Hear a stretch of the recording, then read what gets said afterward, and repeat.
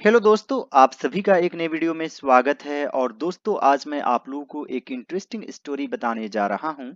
तो आज का वीडियो काफी इंटरेस्टिंग और नॉलेजेबल है। आप लोग सभी इस वीडियो को पूरा जरूर देखेंगे। मैं आप लोगों को एक एक रूल बताऊंगा, आप लोगों को कोई दिक्कत नहीं होगी। So without wasting much time, let's get started now. किसी गांव में एक गरीब आदमी रहता था। तो दोस्तों, इस तरह के सेंटेंस को आप सिंपल पास्ट टेंस में भी मान सकते हैं, यानी कि सबसे पहले सब्जेक्ट, फिर वर्ब टू और फिर ऑब्जेक्ट। और दोस्तों, ऐसे सेंटेंस को आप दो तरीके से बना सकते हैं। एक गरीब आदमी, इसे ही सब्जेक्ट बना सकते हैं। अ poor man lived in a village. और यदि आप चाहें तो देयर से भी शुरू कर सकते हैं, जैसे there lived a poor man. किसी गांव में, यानी कि डेफिनिट नहीं है, कंफर्म नहीं है, इसलिए इनडेफिनिट आर्टिकल का यूज करेंगे, यानी कि ए। और यहां पर में, यानी कि इन अ विलेज। और मान लीजिए कि उस गांव के बारे में पहले से जानते हैं, तो आप द का भी यूज कर सकते हैं। There lived a poor man in a village. वह बहुत धार्मिक व्यक्ति था। तो यहां पर था यानी कि वोज यूज करेंगे। ऐसे सेंटेंस में वाज और वर का यूज किया जाता है। ही शी इट, और किसी एक व्यक्ति या वस्तु के साथ वोज का यूज करते हैं। और आई के साथ भी वोज का यूज करते हैं।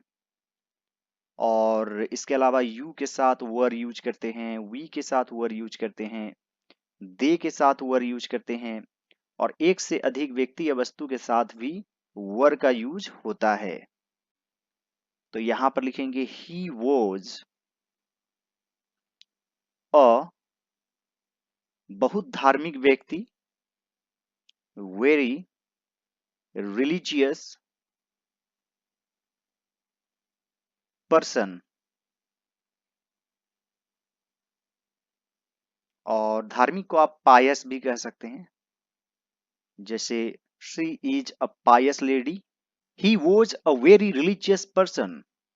वह सदैव भगवान के दर्शन करना चाहता था। जैसे मैं जाना चाहता था, I wanted to go.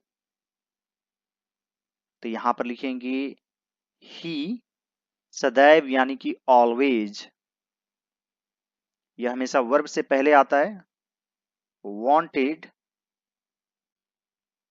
To see the God. He always wanted to see the God. इसी कारण से उन्होंने कई मंदिरों का दौरा किया। इसी कारण से, फॉर दिस रीजन, उन्होंने कई मंदिरों का दौरा किया। दौरा करना यानी कि विजिट, तो विजिटेड हो जाएगा। यह भी है सिंपल पास्ट टेंस में। He visited many temples. For this reason he visited many temples. लेकिन वह वहां भगवान के दर्शन करने में असफल रहे। तो यह भी है सिंपल पास्ट टेंस में, यानी कि सबसे पहले सब्जेक्ट, फिर वर्ब टू और फिर ऑब्जेक्ट। असफल रहना यानी कि फेल। तो यहां पर लिखेंगे but he failed to see God there. Generally God के पहले द का यूज नहीं करते हैं। और यदि आपको गॉड को खास बनाना हो, पर्टिकुलर, तो आप द का यूज कर भी सकते हैं। हम हमेशा कहते हैं God is great. The God is great कभी नहीं कहते।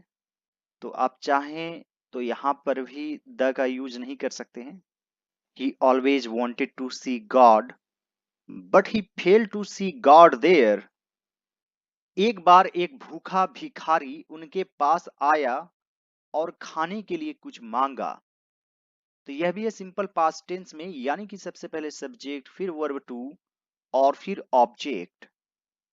किसी के पास आना यानी कि टू कम टू समबडी, यानी कि टू का यूज करते हैं। जैसे मैं तुम्हारे पास जाता हूं, आई गो टू यू। और यहां पर है कुछ मांगा, मांगने के लिए हम लोग आस्क फॉर का भी यूज करते हैं। जैसे उसने मेरी मदद मांगी, ही आस्क्ड मी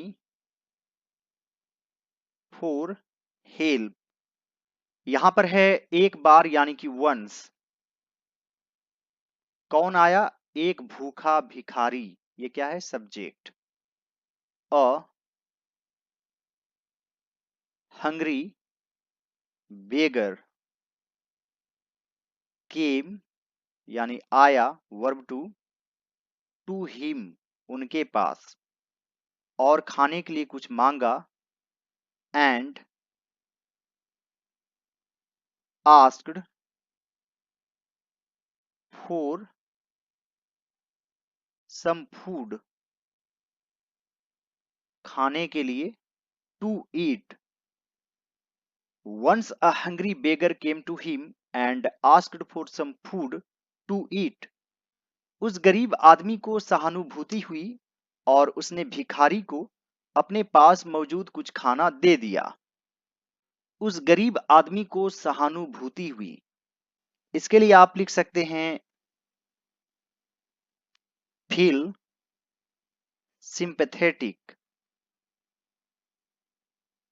और आप सिंपैथी का भी यूज कर सकते हैं, फील सिंपैथी फॉर हिम। तब आपको फॉर यूज करना पड़ेगा। उस गरीब आदमी को सहानुभूति हुई, तो यहां पर लिखेंगे द पुअर मैन, और फील से फेल्ट बन जाएगा वर्ब टू, फेल्ट सिंपैथेटिक। यह भी है सिंपल पास्ट टेंस में, सहानुभूति हुई, खाने दे दिया, वह गया, मैंने खाया, यानी कि सबसे पहले सब्जेक्ट, फिर वर्ब टू और फिर ऑब्जेक्ट। तो फील का वर्ब टू होता है felt, feel felt felt. The poor man felt sympathetic, और एंड उसने भिखारी को अपने पास मौजूद कुछ खाना दे दिया। तो यहां पर लिखेंगे एंड गेव, यानी दे दिया, गिव से गेव बन जाएगा verb two, the beggar some food, अपने पास मौजूद, इसके लिए आप लिख सकते हैं दैट ही हैड, यानी कि जो उसके पास था, और यहां पर आप विद हिम भी ऐड कर सकते हैं, यानी कि जो भी उसके पास था उसके साथ था।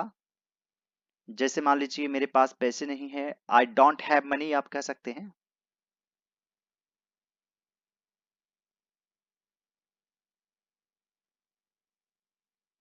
या फिर आप कह सकते हैं I have no money with me, यानी कि मेरे पास कोई पैसे नहीं है। तो इस तरीके से विद का भी यूज किया जाता है। The poor man felt sympathetic and gave the beggar some food that he had with him. भिखारी ने सब खा लिया और खुशी से मुस्कुराया। तो यहां पर लिखेंगे द बेगर एट ऑल। यह भी है सिंपल पास्ट टेंस में, यानी कि सबसे पहले सब्जेक्ट, फिर वर्ब टू और फिर ऑब्जेक्ट। ईट का वर्ब टू क्या होता है? ईट, एट, ईटन। तो ये है वर्ब टू एट, तो यहां पर हो जाएगा ate. The beggar ate all, और खुशी से मुस्कुराया, एंड स्माइल्ड इन हैप्पीनेस, यानी कि एक तरह से खुशी में। The beggar ate all and smiled in happiness. उस गरीब भिखारी के चेहरे पर मुस्कान देखकर उस गरीब आदमी को ऐसा लगा मानो उसने उस भिखारी में भगवान को देख लिया हो। उस गरीब भिखारी के चेहरे पर सिंग यानी देखकर, seeing the smile on the face of that poor beggar. उस गरीब आदमी को ऐसा लगा, द पुअर मैन फेल्ट, मानो, एज इफ, मानो के लिए हम लोग एज इफ का यूज करते हैं। मान लीजिए वह ऐसे बात करता है मानो वह मेरा बॉस हो, तो आप कह सकते हैं he talks as if he is my boss. तो इस तरीके से एज इफ का यूज किया जाता है। तो यहां पर लिखेंगे as if he had seen. दोस्तों यहां पर है देख लिया हो, हैज सीन होना चाहिए, क्योंकि यह एक क्लॉज से जुड़ा हुआ है, यानी कि मेन वर्ब फेल्ट है, पास्ट फॉर्म में है। फील्स रहता तो हैज ज्यादा सुटेबल होता। यहाँ पर फेल्ट है यानी पास्ट फॉर्म, तो यहाँ पर भी पास्ट फॉर्म यूज करेंगे। ही हैड सीन गॉड, उस भिखारी में, in that beggar. Seeing the smile on the face of that poor beggar, the poor man felt as if he had seen God in that beggar. इसलिए भगवान हर जगह और हर इंसान में है। So God is everywhere and in every human. So God is everywhere and in every human. मानव शरीर जीवित ईश्वर का मंदिर है, यानी कि इस स्टोरी का मोरल है human body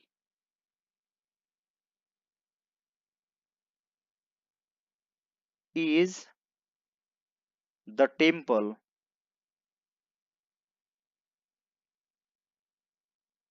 of living God. Human body is the temple of living God. I hope friends आज का वीडियो आप लोगों को अच्छा लगा होगा। यदि यह मेरा एफर्ट आप लोगों को अच्छा लगे तो इस वीडियो को लाइक कर दीजिए। मेरे चैनल पर नए हैं तो जरूर सब्सक्राइब कर लीजिए, और आप चाहें तो कुछ रुपयों की सुपर थैंक्स भी कर सकते हैं।